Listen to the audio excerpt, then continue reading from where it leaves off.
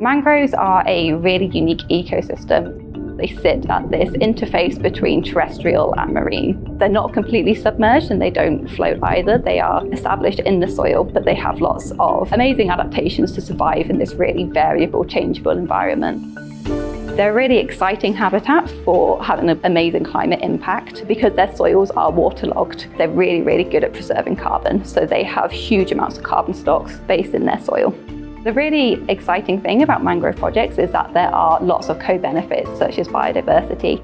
They're really important habitats for fish, mammals, plants, lots of different flora and fauna which are dependent on them. There are also lots of social co-benefits, so project developers will often work really closely with local communities and they'll implement training, education and alternative livelihoods which help to reduce poverty and reduce inequality. Mangroves also provide protection against floods and storm surges, which can also really benefit local communities.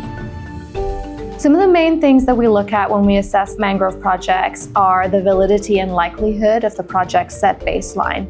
For an avoidance project, would this mangrove system have been cleared for either agriculture or agricultural purposes? Or for a mangrove afforestation system, what was that land use prior to the project taking place? And we also look at non-permanence risks for these projects.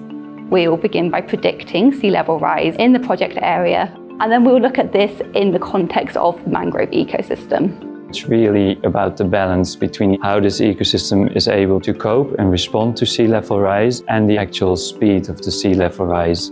For drought, we look at the long-term changes in drought conditions. Have there been significant rainfall trends in the area, change in temperatures that affect the availability of fresh water to the ecosystem? Satellite monitoring allows us to track tropical storms in great detail, how they're moving, how they're gaining strength, and how they're ultimately disappearing, which allows us to identify those mangrove systems that have been exposed over time. What we're starting to see in the market at the moment is the scaling up of mangrove projects.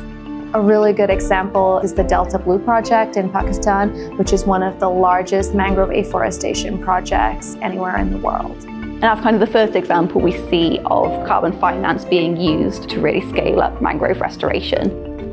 We definitely expect more projects within this sector to come online, and in most countries there is a rapidly increasing loss of mangrove systems, and so it is important to deliver finances to these projects on the ground.